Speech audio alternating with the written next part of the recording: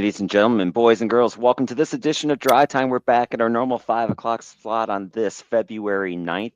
Hope everyone is doing well. Joined, of course, by my co-hosts, Showtime Sarah and Scooter. Showtime, how you doing this lovely Monday? It's a Monday for sure. I've had on and off weeks of online and in-person class, so I think I'm actually gonna have a full week of in-person classes. So I'm Whoa. trying to get everything set up again, like, because I mean, like, don't get me wrong, like, I've been learning virtually, but like, I have to process my brain being like, okay, what did I like actually learn during part of the process? I also think I find out both of my exam scores tomorrow, so I'm scared.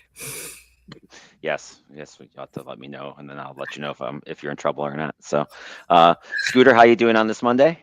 Good. Showtime, you'll have reoccurring nightmares in like 10, 15, 20, 30, 40 years down the road about it even in the movie Top Secret, they make it where you're going to dream about you're going to accidentally skip an exam or you're not going to hand in your paper and you never did it. It will happen. I've had Oh, some weird dreams lately, so I don't. I'll believe you. I'll probably get there. Yeah, yeah. For me, it would be like normal. The dream would be I actually handed it in on time. So that would be me. No, I'm doing great, trying to keep warm out here. So Oh my god, hey, yeah. we're supposed to hit 50 here tomorrow. all right, we were 7. I think we're gonna get So, 60. we did somehow get to 28 today, so I'll take that. We So, did get 28 today, yeah. we'll get into the Olympics a little bit later, but the U.S. Women's game just went final. They officially beat Switzerland 5-0. So I'll flip it over to the Canada game real quick. But before we do that, let's go ahead here and get this show started, if we shall. Of course, you can watch us live on YouTube, Facebook, and now we are also over on the X. And then, of course, now you can also get us 24/7 on YouTube, but you can also listen to us the next day on Spotify, iHeartRadio, Apple Podcasts, Amazon Music, Pocket Casts, Podbean, and Castbox. So pretty much we are everywhere, as the gentleman Jack always likes to say. So we'll get that little fun stuff out of the way. But now it's time to get into our football roundabout. And I'm going to start this off, of course. If you didn't get a chance to catch the Super Bowl show yesterday that the guys did, and I was on there for a very brief moment, I was having connection issues in between going from hockey rinks to different stuff. But just a spectacular show that the guys put off. They had Chris Russell on, one of the legends of sports talk radio in the DC area, and he was on with a good bit with the guys. Phenomenal show. So if you didn't get a chance to see that, definitely go catch that out. It was one of the best shows that we've probably had on the network. But a lot of the guys got a chance to give their thoughts on Sonny Jurgensen. I know Scooter is also a huge Commanders fan. So Scooter, I wanted to give you a chance on this show to go ahead and give your thoughts on Sonny with his passing earlier last week. Well, I'm no Chris Russell, no Rooster, cock-a-doodle-doo, but I will say this: it was sad to see Sonny go. I mean, I got a pic. You can't see it, but it's the bottom picture down there. That's a signed autograph by Sonny himself. Sonny was amazing. We loved him, listening to him on the. I didn't even grow up in Washington D.C. area, and I still was able to listen to some of the stuff on the radio. I mean, he goes back to doing Super Bowl 17, and he's on the highlight clips of Super Bowl 17. If you ever watch those are great. But he is a Wilmington, North Carolina guy. So he's from your kind of neck of the woods down there. He went to Duke. He was a great Duke quarterback. Then he went to the Eagles, and he was there for 7 seasons. Most of that time he didn't play until the last 2 seasons he was there. But then he got swapped for Norm Snead, who was a quarterback in Washington, young quarterback in Washington. So they swapped him out in 64, which ironically was the same time that Sam Huff, came to Washington via the Giants. So both Sam and Sonny wound up coming from different rivals, and then they wound up in the broadcast booth for years and years and years with another genius, Frank Herzog, who was amazing too. Still with us, thankfully. Frank is great, but Sonny J, we'll miss him. Cool story is that I once went to a Florida Panther Washington Capitals game down in Florida, down at Sunrise, and my brother he started up this SB Nation blog called the Litterbox Cats, which is still around today. He's no longer a part of it, and so he needed to get a picture of this like jet blue tail fin. So we were going over to take a picture. And next thing I know, there is Sonny Jurgensen sitting there smoking a cigar, wearing a Redskin jersey, just shooting the crap with some guy. And we all ran up to him and said, "We apologize. Can we get your picture?" And he was so thrilled to do that too. So he was a great guy. And Washington will miss him tremendously. He's a great Hall of Famer. He's one of the few great quarterbacks of that era who passed for more touchdowns than interceptions. You look at all those great, like the Joe Namaths of the time of that era, most of them all had more interceptions than touchdowns. But Sonny had 255 touchdowns to 189. So he's a great player. Vince Lombardi thought he was the best quarterback he's ever seen. So there's something about that too. So, God bless him in Washington. Yeah, I mean, that's, from when I lived in that DC area in the 90s, like that's my only memories of him, of course, are, on the radio. And he was great. Like, I wasn't a Commanders Redskins fan at the time, but I didn't mind listening to their broadcast either because he was always entertaining. And, especially when we're not watching the game and all you have is the radio, you want that voice to be entertaining and keep you like from wanting to turn on and see, listen to a song on the radio. And he did that. So, it's sad, and I know it's a heartbreaker for a lot of folks because I think everyone loved him in that role too, along with the player roles. So it's definitely a tough one for a lot of Redskin Commander fans. And, I feel for you guys on that one. So yeah, so he was just real quick. He would call out his own radio guys if they said something stupid. He was not a homer like a lot of these guys you hear today. Right. No way was he. No way was he. And he was able to do that too. It's a sad day. Yeah, and that's why I think why I like this broadcast because especially with the NFL, they seem to be a little bit more homery on a lot of the NFL radio broadcasts. So I like it when you got a rare one that isn't afraid to call out the team when they do something bad or do a stupid play and don't just you'll blame everything on the refs or whatever that a lot of them like to do. So that's why I always like this broadcast. So I know that's a little bit before your time, so I assume you probably are not going to have much on Sonny. I mean, it's cool that he's from Wilmington. I'll take that. And he went to Duke, ironically. Yep.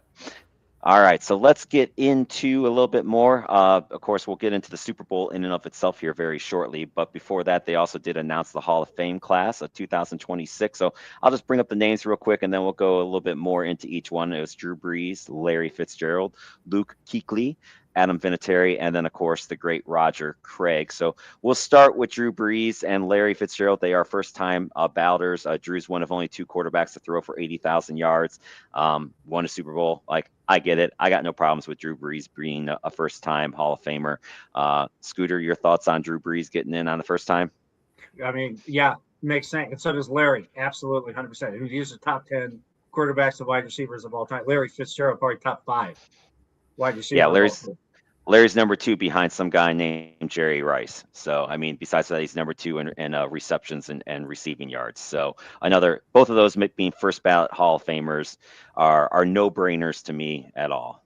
I've got no problem with either one of them. I mean, Larry had many good years for me on my fantasy team too. So it's, we're now entering that point in time where guys that were on our fantasy teams, because our league's going on year 26 next year, more and more of these guys that were big juggernauts on people's teams are getting into the Hall of Fame, which just makes me feel even older in that sense, But it's kind of fun too to have that starting to happen. So, Sarah, any thoughts on Drew or Fitz? Well, I do know Drew. I do know Drew. And obviously, I'm a fan of Luke because he was on the Panthers. I would say that both Drew and Luke are pretty well deserved. I'm not really familiar with the other names, but I'm at least happy with 2 of the 5 options. 2 of the 5. I like that. Luke, of course, Luke is the next one we'll get into. He's kind of a hard one because he only played 8 years. He had a lot of concussion issues over time, but he was an All-Pro, 5 of them, Defensive Player of the Year. He kind of reminds me, he's just one of those players where I don't know. I think I would like a larger sample size for me to be in the Hall of Fame, but you can't argue with the player in and of itself. Oh, Chechia just gets a goal on Canada, so they will not get shut out today. But yeah, I guess I can't really argue Luke being in. He was a great player, just had a career cut short, kind of like the Terrell Davis, which I'm not sure he should be in the Hall of Fame, but you know that sometimes it says the Midnight Rider likes to call it the Hall of Very Good, but I get the reason why Luke's in, and I can't really argue with it too much. Yeah, I mean, Luke was a great player when he played, and I get it. 8 years. I mean, to me, it's a little early putting him in the Hall of Fame when there's other guys that have been around, sticking around for decades in that position. Like, I'll just go by position, like with the linebacker position. They're still floating around, and those guys deserve to make it too. I can see him getting in like the 2030s, but they chose to put him in now, so there they go. Yeah. Correspondent checking in with how short his career was. I don't think he should have gotten first ballot. I don't think this was his first ballot. I think this was his second ballot. Yeah, second ballot. But I would London agree with Fletcher. Keith on that. Fletcher should get in before Kuechly. Yeah, I probably would agree with that, and I think that's what his point there too. At the end of that was that Fletcher deserves it first, which I agree with. I think that's too. If you're putting Kuechly in, then you definitely got London Fletcher better be in next year. But we all know that this doesn't always go the way that's supposed to go. So, and to help you out, Sarah, going on to Adam Vinatieri, 24-year kicker for the New England Patriots and then the Indianapolis Colts. He holds the record for 599 field goals made. He has the record for the most consecutive field goals at 44, and he's the overall all-time leading scorer with 2,673 points. So, you know, not many kickers get in, but if you're going to have the kicker get in, it should be your leading kicker of all time. So I've got no issues with Vinatieri being in. I mean, he was always Mr. Consistent, you know, all throughout his career. I do believe he won two Super Bowls on field goals too, at least two. Yep. And, you know, then, of course, there's the kick that he made in the famous against the Raiders. Yes, which, you know, I still, that was a goddamn fumble. I don't care what you say. This F the Tuck rule and F New England. That's what I always say. So, I mean, New England didn't have to bring in the snowplow for this one. They did. Right. They had Vinatieri. Yes. It wasn't a unshoed Tony Franklin kick in a field goal. Right, I remember that too. Yeah, the good old snowplow. Lots of fun with that. So, and then Roger Craig makes it, you know, one of the all-time old school running back greats. He had 4-time Pro Bowl, had one of a couple backs to have 1,000 rushing and receiving in one season, which he did back in 1985. So, you know, I've got no problems with Roger Craig being in either. You know, he's one of these. He's in that class of running backs that at some point in time should get in. I'm glad to see that he did. And here's the thing about Roger. Okay, so if you watched him play live, you're like, this is one of the best football players in the league. And you would say that for like 5, 6, 7 years. And it just happened to have Jerry Rice and Joe Montana, Steve Young, and this Bill Walsh, this amazing football team that he was on. But Roger Craig was amazing. Catching. I mean, was he the first one to have over 1,000 rushing and receiving yards? I think it was. I think it was the second. It was him and Eric Dickerson that had the 1,000 rushing and receiving in the same season.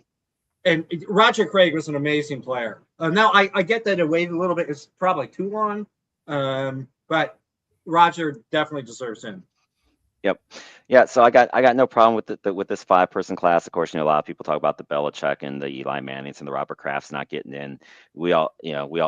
I think the guys went into that a lot last week, so I'm not going to hit on it too much more than saying like we know it's a joke. Bill Belichick should be in the Hall of Fame, but for whatever reason they're doing what they're doing. I assume he's going to be in the class next year, unless he decides to come back to the NFL coach. Then he can't. But you'd have to assume that he's going to be in it next year. But that to me was. I enjoyed it just because of my hatred for New England, but looking at it realistically, like, come on, if he was eligible, he should have been in. And I enjoy it for my hatred of UNC. So, okay, I will add that right after we play our commercial here in a second. So. The one thing I'd like to say is, you know, all these, you know, there's many players that should be in the Hall of Fame, but just definitely like Joe Jacoby, left tackle, Washington Redskins, undrafted. He led the team to 4 Super Bowls. He won 3 Super Bowls. He was all decade in the 1980s. He had to go against LT. He had to go against Reggie White, Jim Jeffcoat. He had to go against all these guys that were sickeningly great. And they call it the blind side because he was the protector. He's, you know, the Joe Theismann football leg breaking injury doesn't happen if Joe Jacoby played in that game. True. I agree with that. He blocked for 8 1,000-yard rushers. He blocked for 2 NFL MVPs. Okay, one's a kicker, but 2 NFL MVPs, and he blocked for 3 Super Bowl MVPs. So, Yeah. and there's guys getting into the Hall of Fame who've never even played in a playoff game. And that's true. You know, and I'm not talking about Gale Sayers, and I'm not talking about Dick Butkus. Yep. We'll save that for another show, another day. We can get into the fun that is the snubs of that for sure. So, all right, let's do a commercial real quick. And then after that, let's get into Super Bowl 60, what we liked, what we didn't like, and all that good stuff. We'll be right back.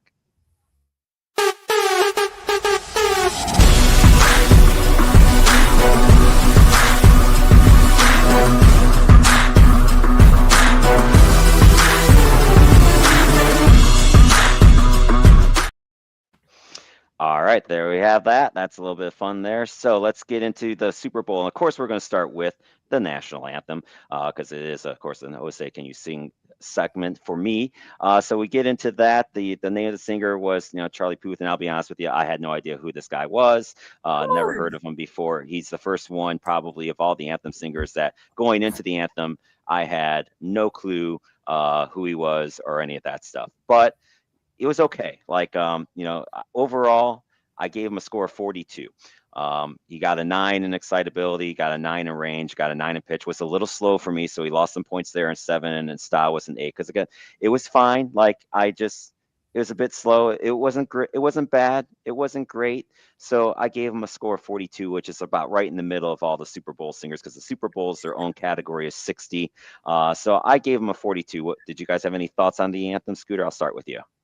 I mean, I thought it was good because it was made for the event. It was a spectacle national anthem.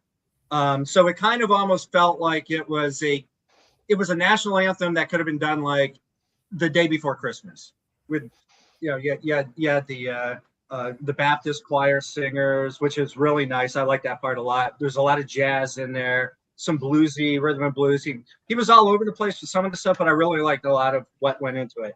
And by the way, are we going to talk about the flyover? Sure, you can bring it up. I was going to bring it up, but yeah, go for it.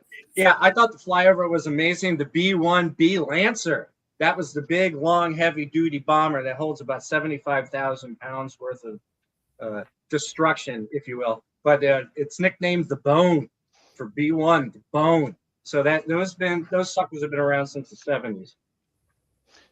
Yeah, it was definitely very cool season. I'm trying to get my course right now. My mouse batteries run out at this point in time, so I'm trying to multitask here as best as I can. So, Sarah, any thoughts on the anthem or any of that fun stuff?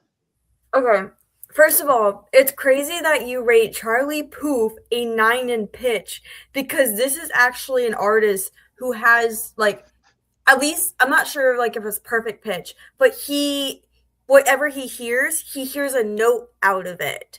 If you fart, he'll tell you what note it is, and if it's a flat or sharp. If you burp, he knows what note it is. Like he has perfect pitch. So the fact that you rate him a 9, you can't rate him a 10. He literally has perfect pitch.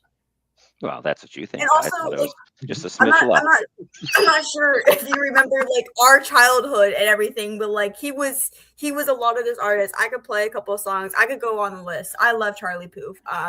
I'm offended that you rated him a 42. I get he was a little slow, but broken sing. So what? He got a little bit. He got into it. He got funky with it. Whatever. Like, it's okay. I mean, like I said, it wasn't terrible. It wasn't bad. It's just like Whitney Houston is the national anthem. Like that's the. Okay, 50. well, yeah, compared to Whitney Houston, Chris Stapleton is a 49. Like he was, he's amazing. Jennifer Hudson was a 48. Like I'm not putting him in this list with any of these ones. It's just not quite there for me. Yeah. So. I mean, he's like I said, he didn't score terrible. It's a 42. 42 is a good, respectable score. It's just if he would have been a little bit, the slowness is what stopped him from being. I did think about a 10 on range and pitch. I did think about it, but then there's one little part that I just didn't. It was just a little off for me. So then he went down to a 9. I'd like to see you try. Well, no, I mean I'd be horrible at it, but that's okay. But that's not the bit. The bit is for me to rate. The bit for me is to rate the anthem. So you can thank Midnight Runner for this. Midnight Rider. Why did I say Runner? Midnight Runner. my tongue is not working today. We're Midnight good. Rider for this bit, because this was his idea way back when. So Good. yeah, but so here's the top 10. So I mean, Whitney is still number one. Chris Stapleton is a very close number two. Then I got three at 48: Jennifer Hudson, Carrie Underwood, and Demi Lovato. The late great Luther Vandross, so at 47. Even Mariah Carey, Beyonce, Jordan Sparks, and Mickey Guyton all had incredible ones at 47. And then there's a longer list at 46 that are all tied together too. So that's still the current top 10. I mean, he got the same score that John Baptiste did last year with the 42. So and the year before that was Reba, who I gave a 43. So Now, am I correct to say that Jordan Sparks' father actually won a Super Bowl? I believe so. I think The you're correct on Giants? that.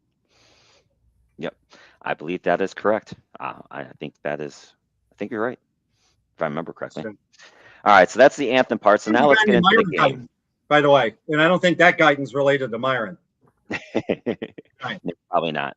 All right, so we get into the game last night. Of course, Seattle dominated this one 29-13. The Seattle defense just totally in control of this one. It was only 9-0 at the half. It was 19-7, and kind of, New England scored a touchdown and they got a quick 3 and out, and they were driving where maybe thought maybe they can turn this into a game, and then another turnover, and then it was over with from there. Just a few stats there. Kenneth Walker, 151 combined yards, won the MVP. Jason Myers goes 5 for 5 on field goal kicking. Drake May, 3 turnovers total, 27 for 43, ended up with 295, 2 touchdowns. A lot of that, of course, came in the fourth quarter trying to come back. And then Sam Darnold, nothing great, but didn't have to be great. 19 for 38, 202, and 1 touchdown. Of course, the key for this one for me was the final score ending in 9-3, because I had 9-3 in a Super Bowl square. And, at first it's like when New England got the 7, I'm like, well, forget this. It's I'm probably toast now. And then it got to 9 again, and I'm like, And then one of my buddies sent me a text saying, hey, New England gets a touchdown, they go for 2 and don't get it. It's 29-13. And I'm like, it's not going to happen. He'll kick the extra point just because it's New England. And then they didn't kick the extra point, and I'm like 29-13. And then Kenneth Walker runs in that touchdown, and I'm sitting there like just going, you got to be fucking kidding me. Like, I can't believe that no one tackled him. And then I thought he would just go down because that was going to be the end of the game. And no, he runs into the end zone. And then I see the little flag come up, and I was like, it's got to be holding. It's got to be holding. And it was holding. I've never celebrated a holding penalty more in my life than I did last night, because it ended up winning, because then no one else, New England doesn't have enough time to score. I get the big $200 square at the end, and it's been a long time since I've won a square. So I was very happy, and now Seattle is officially my second favorite team. So there's my thoughts on the game. Scooter, I'll let you go next. Let's not forget about New England's defense. Really played extraordinarily great. I thought the whole game, little by little, because New England wasn't scoring, it was hurting their defense, because it allowed Seattle just to get the ball back. And you can have a great defense. Seattle's going to get the ball back that many times. I mean, you're on dying time there. But Christian Gonzalez was amazing. I mean, he was the best player on the Patriots, dying far. I mean, he could have had a few of these interceptions, but he stopped multiple touchdowns. There's no way about that. And Jason Myers, 5 for 5. That's a record. He is a Marist College graduate, which is in Poughkeepsie, New York. And I actually I got into Marist College, but I chose to go to University of Hartford. Oh, all right. I got that. All right, Sarah, well, I update that. What were your thoughts from the game? Anything you want to add in for the game? Okay, first of all, a lot of people are saying it's a fraud check on Drake May. This is his second year, guys. We do not need to be saying if he's a bust, because it's, again, second year. He's the second youngest quarterback to make the Super Bowl. I don't actually know who's the first. I don't know if you guys know that Tom Brady. information. Huh? Tom Brady. Oh, no. Okay, that's not a shocker there. Some other guy. And then I think third is David Woodley, or Dan Marino, and then David Woodley. Oh, okay, cool. He would have been the youngest person to win a Super Bowl. This is a crazy stat for such a young kid. Like, it's just because he lost his Super Bowl game. Don't get me wrong, his performance wasn't great, but that does not overlie his entire career. He is not a fraud. He is not a bust. Like, it's not. these people are crazy for even like mentioning that. It's his second year, and I know I shouldn't be so nice because he's from UNC, but I have to be because it's just it's crazy. Like he had such a good like what it was like just such a good second year. Like it's he still needs to be appreciated. But obviously, like you said, Seattle. You guys have said like Seattle has basically dominated that entire game. I mean, first half, I'm gonna be so honest, it was so boring. Yeah. I barely paid attention because I'm like, it's just field goals. This is gonna be a field goal like Super Bowl. And then obviously it started getting interesting, and I unfortunately think that New England kind of woke up a little too late. Because I mean they got that 7 and then they got the freaking touchdown with like 4 minutes left in the fourth quarter. I'm like, where was this? Like, if they had like maybe a couple more minutes, maybe it would have been closer. Of course, like I could see why they went for that 2-point converter, but I'm just like, it's not going to make a difference. You're not going to be able to get another round. Like, I appreciated it. You would have to. Well, yeah, I know you did, but you would have to hope for a like miracle to get several interceptions in a row. And with how Seattle was performing that entire time, it just wasn't there. But I mean, like I said, I wanted the Pats to win. I think it would have been definitely a better story, but I mean, Seattle's been the better team all year round, the entire season. It makes sense why they won. So kudos to them. Yeah, I mean, I thought, when we did our predictions 2 weeks ago, as we did the Olympic show last week, I thought Seattle was going to kill them. You're correct, 100% correct, Scooter. If it wasn't for the New England defense, this game could have easily been a 56 to something score.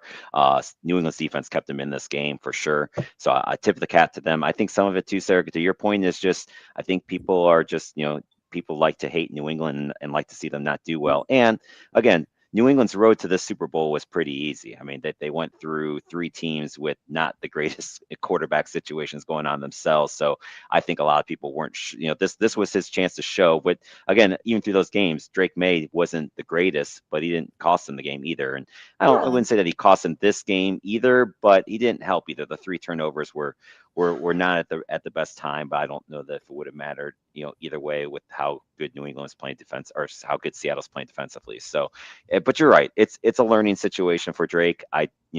Now we see what New England does with a tougher schedule next year, because now they're going to have the division winner schedule, just like what we saw with teams like Washington struggle with the tougher schedule this year. How does New England respond to this? Because they're not going to catch anyone off guard anymore either. So it's going to be interesting to see what they do for next year.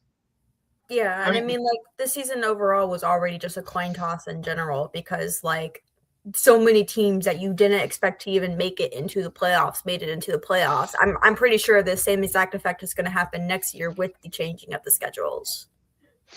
Yep, always fun. And Scooter, any last little bit on the game before we get into some commercial fun? Yeah, I just don't know if there's been a better defensively called game than Mike McDonald did with this game. I mean, head coach, he's also the D coordinator, if you will. He calls the plays. But, this is like Buddy Ryan level type defense that they did on Drake May. What you were saying is Drake May, he's a good quarterback. I mean, they were all out killing him. Will Campbell, the rookie left tackle for the Patriots, he was just it was an entrance. He's just letting people in. And the moment was too big for him. The offensive line, they just didn't do it. And actually, Drake May should get a lot of credit for getting rid of the ball. And he did a good job on doing that. And then, he had to take some sacks. I mean, sometimes you got to take sacks. Like, he knew the coverages. Yep. He couldn't throw it downfield, and he couldn't get it out. He's taking a sack. That's the right move. Yep. So there's plenty of good stuff left in Drake May. Yep, I agree with that. So defensively, can we just give kudos to Christian Gonzalez for chasing down that fan that charged the field? It wasn't it was a rookie. Oh, shoot. Yeah, but he did take him down. That was pretty good. Canada's game is a final. They beat Czechia 5-1. That's going to set up the big Canada-US showdown tomorrow. We'll get into that here in a little bit, but just to get that up here as a final score. So let's do this. Any thoughts on the game itself here that you guys want to add in there before we'll throw in another commercial break here, and then we'll get into then we'll go ahead and get into the fun of the commercials. I'll just end mine by saying Kenneth Walker totally deserved the MVP. He was the best player in the first half and the best player in the second half. And yep, I agree. If there wasn't a holding call, it's like, who knows? And now we'll see with Clint Kubiak should be heading to the Raiders. Everyone's saying it. He's saying it. So it hasn't been officially announced by the team yet, but it seems to be like, so I'm happy too. Like, I think it's going to be a good move for the Raiders. It may show that the boy wonder is actually not making the decisions on the Raiders anymore. So I approve of that. So, but Didn't you we'll say see. in the first half you didn't like how he was playing? Well, I just said I was nervous because it was not a good first half. So, but hey, I mean, they were getting it up down the field, just couldn't get in the end zone. But we'll see. Trust me, if the Raiders can mess anything up, it still doesn't mean that it won't be an epic failure, but it won't probably be because of Clint Kubiak. It'll probably be because of other things that happen. So, all right, let's do another quick little commercial. Then we'll get into some commercials from what we liked, what we didn't like. We'll do that real quick. Then after that, we'll get into some hockey. So here we go.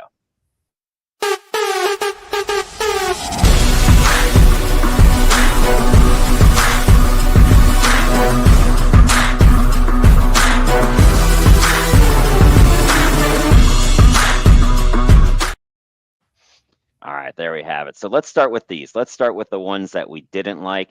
I didn't have a lot. I mean, I thought there was a lot of boring. It just wasn't the greatest commercial year for me. There was a few that I liked, which we'll get into. I didn't like the apartmenthomes.com one. That one was kind of for me. Way too many drug ads as well. I didn't like it's like I thought, I'm sorry, if a drug company can afford to do commercials during the Super Bowl, maybe the price of the drug should be a little bit lower. That's just me.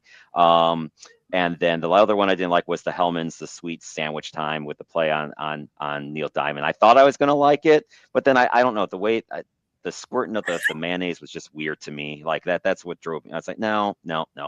So those were the three I didn't like. Scooter, what were the ones that you didn't like? It wasn't like I hated any of them. I just thought, like you said, there were boring ones, and it's commercials. I'm focused on the game more, but the commercial, and I was focused on ones I liked, and I was checking that. So anything I didn't like, I just didn't really care, and I can't. Sarah, did you have any that you didn't like that you want to comment on? I didn't appreciate how many ads there were about crypto and AI. Like the Coinbase one, okay, sure, it's catchy because Backstreet Boys, but it just crypto and AI is just such a touchy subject. I get it, we're looking into the future, but I mean, I'm sure you guys have done your research about AI. It is so damaging to the environment.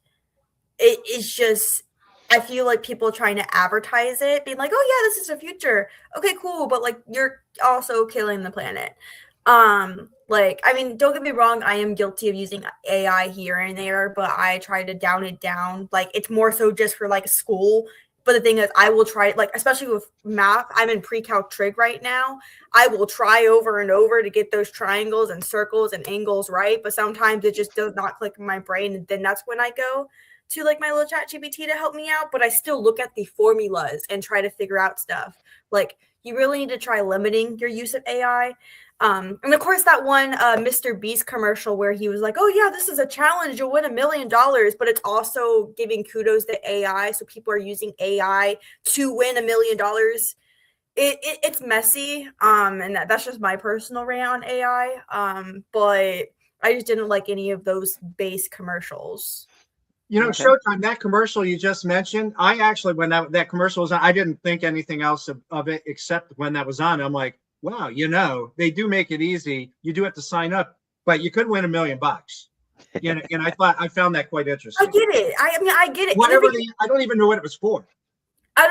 Look, it's Mr. Beast. Every single baby. I watched him from the start. I don't really watch him now because he's kind of grown into this.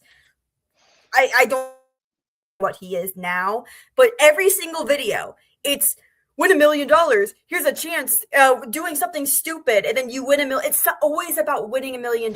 And yes, he is giving it out to these people, like, that might be in need, but it's just it's repetitive. And he could do so much more with that money instead of just still trying to give it out. Like, it's recycling. And he's getting more money in from all these views. Look, it's a loophole, and I could go on about it. But that is just my rant. We only got an hour, Sarah. We only got an hour. I'm sorry. I had an energy drink. It's energy. I can tell. All right, let's do Coach Devon checking in from Contenders and Pretenders, who will be on at 7:00 with the assistant coach again from Liberty. If he had him on last week, which is phenomenal, he's got him on for part 2 again. Check that out, coming up tonight at 7:00. The Xfinity commercial with Jurassic Park was one I'm assuming that he didn't like, since that's what we're on, but maybe it's one that he did like. So if you want to throw in if you liked it or not, just so that way we know. The ones that we did, or at least that I liked anyway, I really loved the Lay's commercial for the potato farmer retiring. That got me a little bit, which, I'm a sentimental guy, so I'll admit that. The Budweiser commercial, of course, was well done with the Eagle and with the Clydesdale, very well done. And then the prostate cancer one had me cracking up because, hey, that's right, in my age group, the relax your tight ends comment was just chef's kiss. So that was probably my favorite. As far as funny one goes, that was my favorite funny one. So those were the ones that I liked. Scooter, what ones did you like? Well, when it goes to that Lay's, I thought when it comes to like meaningful stuff like that, the Lay's commercial was really good. I mean, they were able to put a potato chips and make it make sense. So kudos to them. I like the Dunkin' 1980s celebs, anything 80s I'm into, 90s, I like 90s too. Not as much as the 80s, but the T-Mobile Backstreet Boys thing was funny. Brought me back to some good old days, and I thought it was pretty hysterical. If you lived the 90s, it was pretty funny. The Mick Ultra with Kurt Russell, awesome Kurt stuff. Russell, yeah. Again, right into the miracle. I loved it. The Uber Eats one with Matthew McConaughey, and that was real funny. I mean, he's always great, and Bradley Cooper, great job. And with Coach Devon, I'm with you, Coach. I am with you. The Jurassic Park, 1990s. I mean, I've seen Jurassic Park like 30 times, and there's AI and all sorts of stuff. Boy, they got that down. And I mean, to the T on a whole bunch of different aspects of Jurassic Park in general. So it was awesome. It was pretty fun. I did like that one too. Showtime, what ones did you like?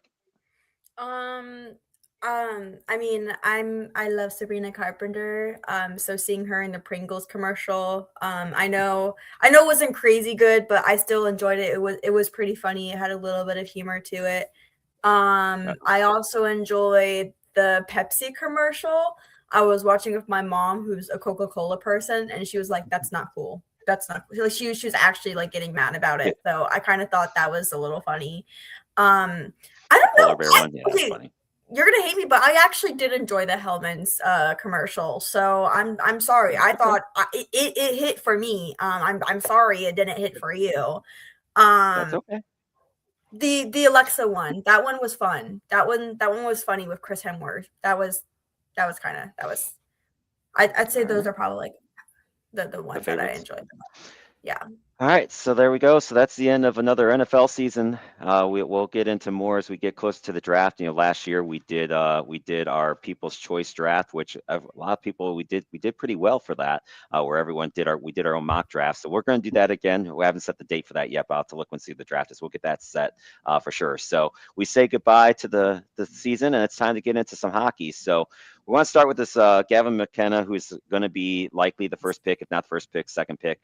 He plays for Penn State. He did have a felony charge. It's already been dropped, but he went out to a local establishment after an outdoor game with team and family, was getting harassed by a patron. The establishment booted the patron out of the establishment, so he's removed, but he waits for Gavin McKenna to come back out, continues the harassment, and then this young 21-year-old learned the hard way not to mess with a hockey player, because Gavin McKenna took 2 punches, concussed him, and knocked out and fractured his jaw in 3 different places. So the felony charge has at least been dropped because I think they realized that this wasn't going to be one to bring. I mean, look, you can't punch a guy, but I think this is one of those ones where everyone's like, okay, yes, he shouldn't have done it, but at the same time, like when you hear more and more of the story, this person called his mom a whore, like, you get the why. But I think it's a big learning lesson for Gavin McKenna, because when you get in the NHL, like, I hate to tell him this, this kind of stuff's only going to get worse. Like, people are assholes, people are stupid. I hate most people, and this is the reason why I hate most people. And maybe I should put myself on the hate counter with that one, huh? So that's my thoughts on it. Scooter, you can go next. I mean, it sounds like the way it goes is like everyone first heard about it's like, oh my God, he's out drinking with his boys and he's starting fights with people. Next thing you know, in reality, he was there with several of his teammates and their families, including his family. They were at a bar restaurant after the outdoor Penn State game. So they're actually trying to have some like nice family time, if you will, at a bar restaurant. I don't know what the place is, but guy harasses you. That gets to the point. They didn't want anything to do with it. And then, lo and behold, it occurs again outside of the restaurant because the knucklehead's out there. So, and when this whole thing came about, there's no way a prosecutor was going to be, thinking about trying to take this to trial, because they're like, oh, he could get 20 years. Good. But they're not going to do it. He's a young kid, with his family. It's not like they're all intoxicated, boozing up. And then, and they did try to get themselves away from the situation. Now I get, they're going to get them on a few like disorderly conduct punches and stuff like that. And that's fine. But I'm still waiting for the charges against this guy in harassment. Yeah, that's going to be just easy too. Showtime, any thoughts on it? Yeah, I'm sorry. I can't remember who said it, but somebody said if every hockey player got arrested for being in a bar fight, there would be no hockey players left. Yeah. There's that could be. There's a chance of that. Like, I feel like getting in a bar fight is just it's something that happens. I mean, I can't say much about, I would have totally minded, like, even say, like, if he did get some sort of charge where he had to do, like, some sort of community service or anything, like, I would have been fine with him still playing in the NHL, because, we've already talked about this several times, but there's assumed racists or rapists, and racists too. There's a whole bunch, but assumed rapists playing in the NHL as we speak right now. So, therefore, the standard is kind of wonky. But kudos to McKenna for standing up for his family. I get it. Like, I wouldn't want anybody speaking about my family that way either. But yeah, like you said, it's a learning lesson for him though. Now he knows probably, hey, maybe I shouldn't like, if something irritates me, I shouldn't do this because my career is on the line. But hey, he'll fit in perfectly on the Florida Panthers. Jeez, ouch! Shots being fired again. Tell you. All right.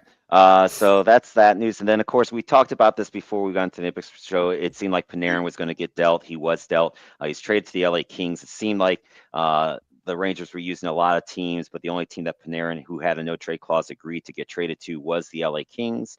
So that's where he went. He signed the 2-year, $11 million per year extension with LA. So it gives LA a vet presence with Kopitar retiring at the end of this year.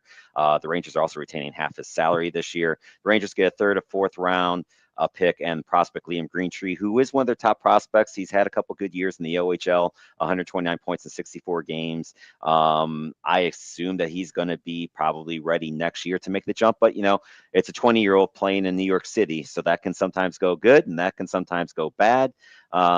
I don't know. We'll see how this. I think it's a good trade for LA. I think LA definitely wins this trade. I think the Rangers have had some questionable returns on some of these guys that they jetted out. I'm not really sure where they're heading yet, but we'll see. That's my thoughts on it. Scooter, what do you got? For the Rangers at all, just getting a few things. Liam Greentree is a good prospect. He'll probably wind up in Hartford with the Rangers farm team, the Wolfpack, next year.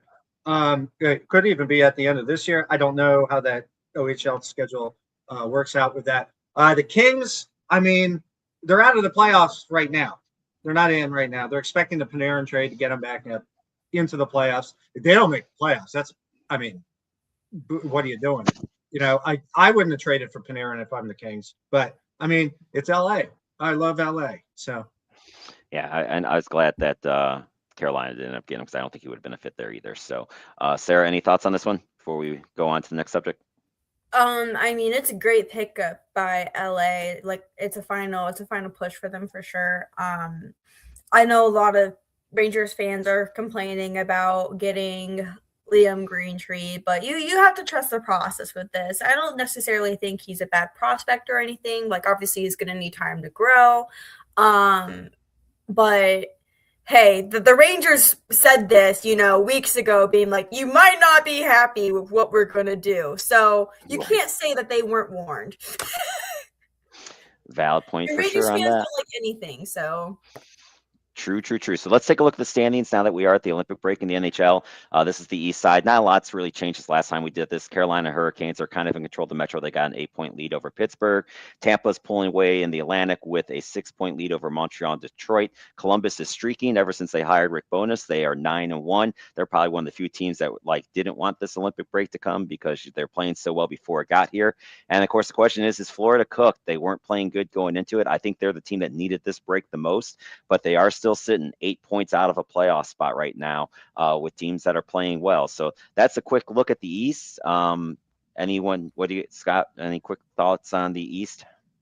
Well, yeah, Tampa Bay is just, I mean, they're looking good in the East. Carolina's looking good in the East. Columbus, they're really pulling it out. That was a great Rick Bowness bringing him in. Who knows? This could be a long-term thing now. I don't know. But is Florida cooked?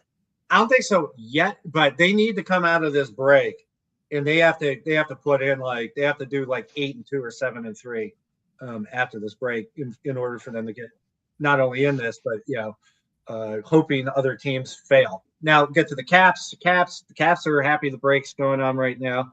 They were struggling a bit, so hopefully for teams, my Caps, hopefully they can just sort of chill out for a bit. But I mean, we're looking at the Islanders are playing real well. Pittsburgh's playing real well. Detroit, Montreal. I mean, these are some good teams up there.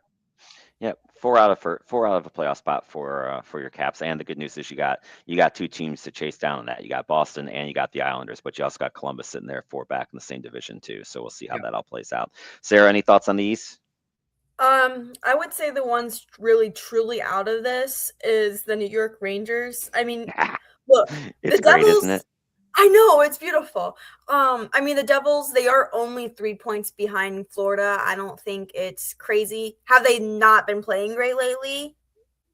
No, they haven't. So, the mix up between if they can actually get their stuff together. I mean, you do have the trade deadline coming up in a month, so I'm sure a bunch of these teams kind of still in the push, but at the bottom of the push are going to be looking at a lot of moves that they can make to get them really into the runnings.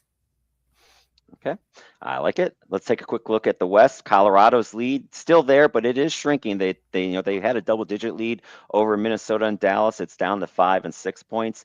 The top 3 in the Central are still the best in the West. Any one of those 3 teams would be light years ahead in the Pacific Division. The Pacific, Vegas is in first right now, but first through 6th place is only still separated by 10 points. So the question is going to be who's going to also be the wild cards out West. This is where the real fun is going to be because you have 5 teams within 6 points of each other. Really from San Jose up, you can make an argument that any one of those can. Chicago, Winnipeg, Calgary, likely on the outside looking in, just because too many teams to leapfrog, I think. But unless they go on a really strong heater. So the West is going to be fun. I'd love to see San Jose get in it just because I'd love to see Celebrini Macklin in a playoffs push. I think that would be fun. But we'll see how that all plays out. Scooter, what are your thoughts on the West? Yeah, that Central Division is just insane, man. Colorado, Minnesota, Dallas, all within just a few points of each other. I mean, that's some good hockey up there. Not so much on the bottom end of that, but the Central's great. Yep. Sarah, what do you got? If obviously I'm sure things will move around, but the Pacific, if it stays like this, that is going to be the easiest division to beat. Like, once you get to the Western Conference Finals, the Central's easily got it. I don't even care which team is playing. Even if a wild card team is playing, I could assume that it's like the Central's still going to be there. So I don't know what's going on with the Pacific. I mean, yes, they're still good, like Vegas, Vegas, Edmonton, and Seattle, but compared to the other divisions, they're at the bottom. Vegas has had advantages of having 14 overtime losses because that's where, I mean, they're technically 27 and 30. They've just lost 14 of those 30 games in Yeah, overtime to get a point. So, yeah. yeah. All right, real quick. So we got 10 minutes left, and I do want to hit the Olympic stuff. Quick look at the points leaders. Connor McDavid is leading with 96, McKinnon 93. I mean, we're getting to the point of the who's who. Macklin Celebrini in second year is right there at 81 points, but the other four are the who's who at the NHL. Goal leaders, the same thing. You got Kaprizov there, Jason Robertson, who somehow is not in the Olympics with 32 goals. We'll see if that ends up costing the USA. Then in the goals against leader, of course, you got Vasilevsky, Brandon Bussi.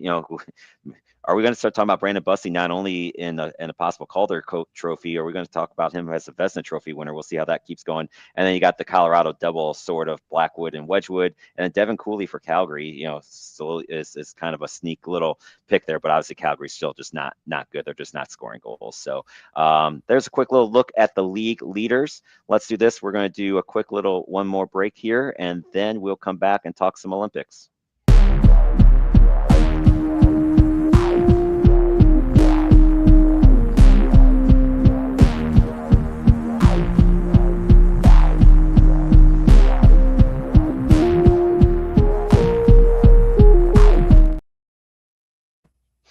All right, so there we have it. So let's get into some stuff from the Olympics real quick. The opening ceremonies were Friday night. I thought this typical opening ceremonies. Oops, went too far there. Nothing crazy. Your typical opening ceremonies. I thought they were good. Andrea Bocelli was amazing. Of course, he's just one of the premier singers in the world right now. So it was good hearing him. So Scooter, any thoughts on from the opening ceremonies themselves? I was conducting a wine tasting for 3 hours. I missed it all. Okay. Sorry. Sarah, that's okay. Sarah, anything on the opening ceremonies? So I wasn't able to watch it live. I was at work. And then I got carried away with some stuff that was going on. But I was able to watch it Saturday before I had to go into work again. I liked it. It was beautiful. I think it definitely really tied into Italy itself. I mean, Dad, you were in Milan, so I mean, right? Did you go to Milan? No, Venice. Venice. Venice. It was Venice. Sorry. But I mean, I didn't know that all of the places that they had were so far apart. Like when they were going through it, like the ones in the mountains, like 3 hours, 2 hours. I'm like, oh, okay, that's a little interesting. But I mean, it's definitely very cool. And even the announcers themselves said like, oh, this might be something you still see in the future. It was really nice to see like when they were doing the walk of athletes, how each spot, each location was able to bring out the athletes. There was just a lot of small moments that I enjoyed. I can kind of go on about it, but it was still very nice, well done. I loved how they tagged into the art, the music, because I'm a huge, I loved like the composer act, and just like they just pieced it all together. I mean, it's the history of Italy. It's a very historic place, and the third country to host an Olympics at least 3 times or third time. So I mean, it's all great. It was very beautiful. I agree. All right, so real quick, again, the weekend, of course, Lindsey Vonn was trying to come back. She had the crash earlier this month, tore her ACL. She still is going to perform the women's downhill, and unfortunately, she crashed again.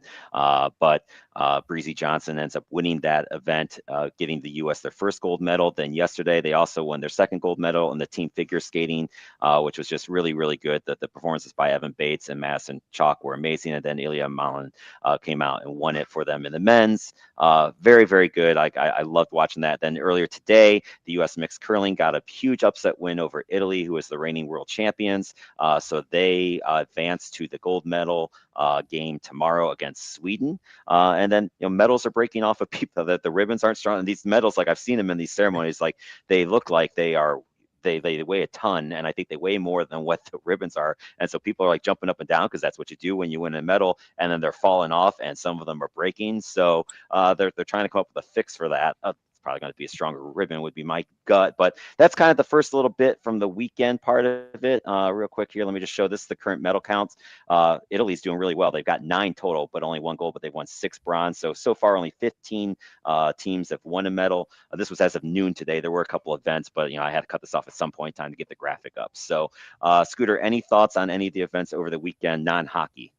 Yeah, okay, so the figure skating, Scooter talking about figure skating, crazy. But Obviously, we talked about Ilya Malenin coming from Falls Church. He's a Virginia kid, DC guy. Big Caps fan. So when they won, he celebrated with this guy who was wearing his Caps hat on backwards. So there's your hockey into that. However, on the Italian side, because this was mixed, this team is mixed. So you got men and women doing the whole thing together. So I love the fact that Italy, her name is Lara Naki Gutman. Okay, on her performance, she had a combination of the song from Jaws, the theme from Jaws movie. And her outfit was amazing. Yeah, it was amazing. Which interesting was it was also John Williams, a composer, who wrote that and got his first Oscar for that theme. He turned 94 yesterday, which was interesting. Also, I looked into some of her past performances. She's a big movie nut, apparently, because she has one whole performance where it's all Hitchcock music that she done. And she has others, such as she'll enter in Hans Zimmer, the great composer, and also Ennio Morricone, who is really well known for The Good, the Bad, the Ugly. So I found all that interesting. Good stuff. Sarah, any quick thoughts on any of the opening weekend? Well, I've watched a lot of the women's hockey. U.S. performing great, like we said, especially Canada as well. I should put it on.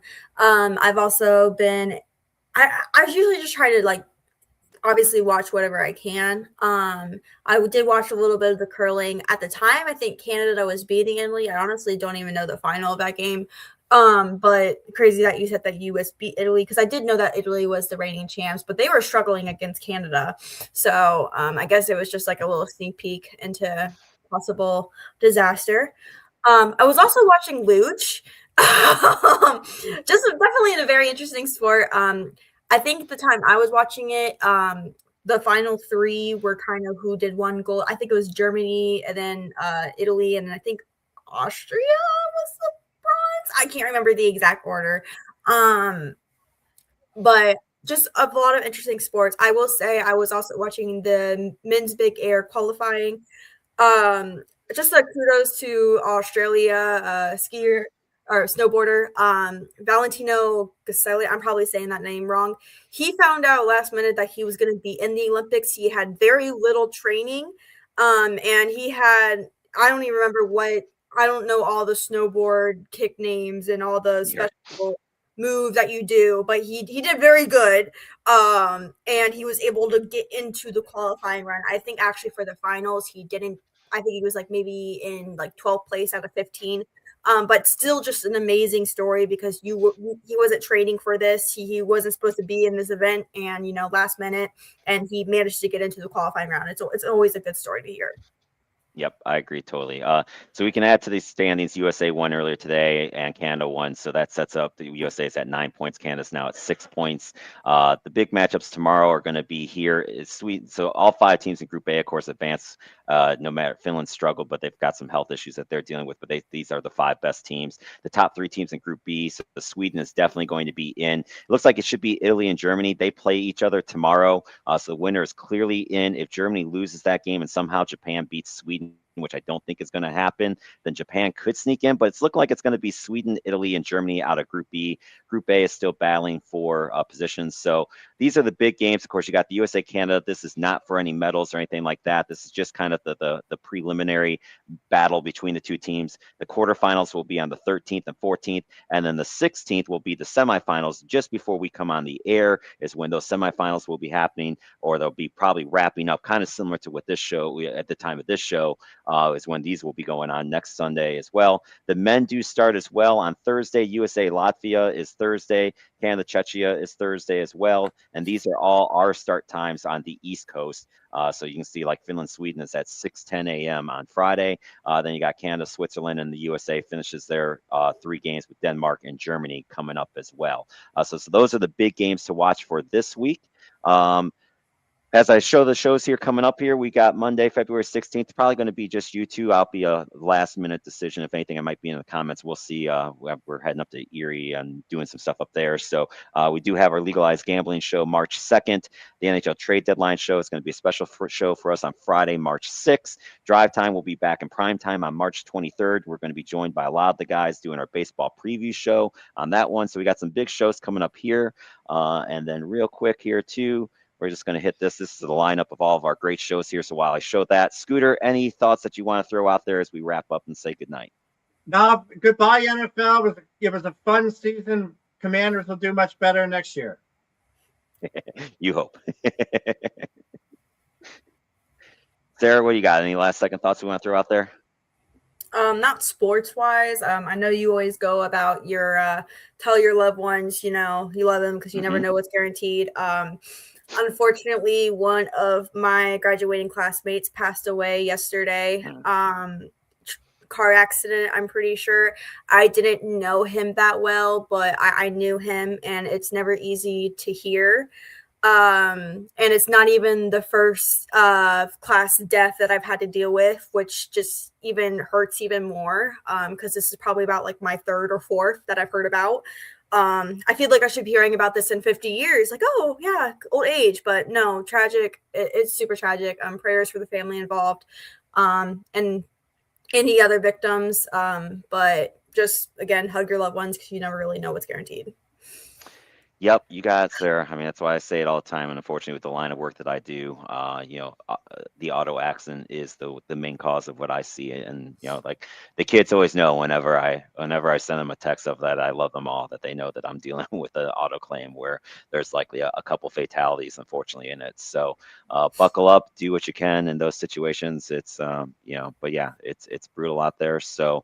All right. Hey, we did pretty good. They want us to get done in an hour. It's 6:01. That's pretty good for us because normally we ramble on for a good hour and a half, hour 45 minutes. So there you go, boss man. We did it. I kept us at an hour. I'm pretty happy about that. So we had to fly through the Olympics probably a little bit faster than I wanted to, but that's okay. We did get through it. So, hey, we appreciate everyone that joined in here. Hopefully you liked the show. Again, you can check us out on YouTube and on Facebook and on X now as well. So we're all over the place. Listen to us on Spotify. But yeah, as I do end every show, make sure you tell your loved ones that you love them because tomorrow is not guaranteed. But hopefully you will be with us next Monday. Coming up, oh, the lamp! Look at the lamp. That's hysterical. The mini lamp from yeah. But Pretenders and Contenders coming up here at 7 o'clock, and then tomorrow Unapologetic Sports, and then the Tuesday night flight as well. So all kinds of good stuff coming up on the network. And until then, we'll see you guys later. Have a good rest of your evening.